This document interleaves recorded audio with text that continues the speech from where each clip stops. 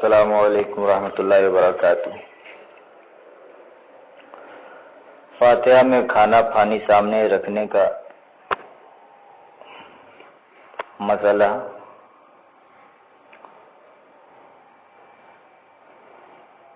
اس بارے میں دو قسم کے لوگ پائے جاتے ہیں۔ کچھ تو وہ ہیں کہ اگر کھانا سامنے رکھ کر سورہ فاتحہ وغیرہ آیت قرآنیہ پڑھ دی جائیں تو انہیں اس کھانے سے چڑ ہو جاتی ہے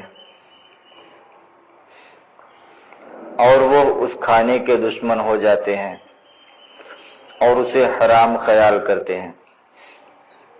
یہ وہ لوگ ہیں جن کے دلوں میں بیماری ہے، تو خدا تعالی نے ان کی بیماری کو اور بڑھا دیا۔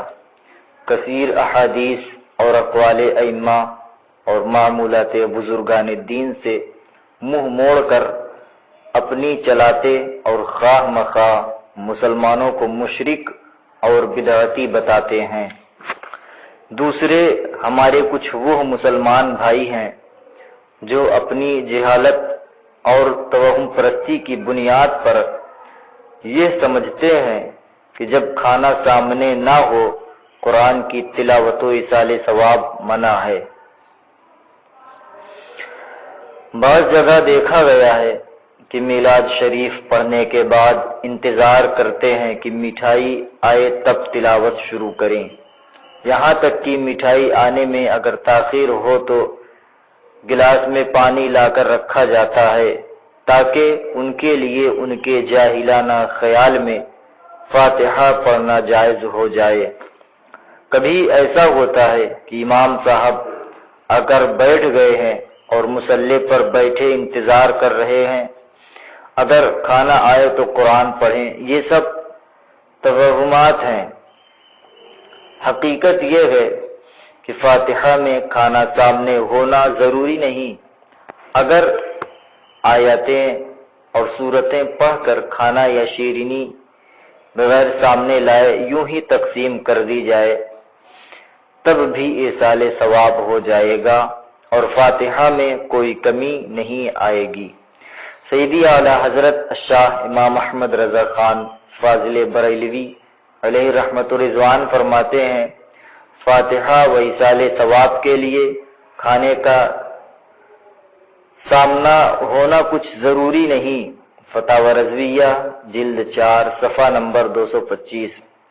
اور دوسری جگہ لکھتے ہیں، اگر کسی شخص کا یہ اعتقاد ہو کہ جب تک کھانا سامنے نہ کیا جائے ثواب نہ پہنچے گا تو یہ گمان اس کا غلط ہے۔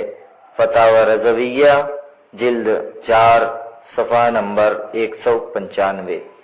خلاصہ یہ کہ کھانے پینے کی اشیاء سامنے رکھ کر فاتحہ پڑھنے میں کوئی حرج نہیں، بلکہ احادیث سے اس کی اصل ثابت ہے، اور فاتحہ میں کھانا سامنے رکھنے کو ضروری خیال کرنا کہ اس کے بغیر فاتحہ نہیں ہوگی، یہ بھی اسلام میں زیادتی، وہم پرستی اور خیال خام ہے، جس کو مٹانا مسلمانوں پر ضروری ہے۔ حضرت مولانا مفتی خلیل احمد خان صاحب برکاتی مرحری فرماتے ہیں، تم نے نیاز، درود و فاتحہ میں دن یا تاریخ مقررہ کے متعلق یہ سمجھ رکھا ہے کہ انہیں دنوں میں ثواب ملے گا، انہی دنوں میں ثواب ملے گا، آگے پیچھے نہیں، تو یہ سمجھنا حکم شرعی کے خلاف ہے۔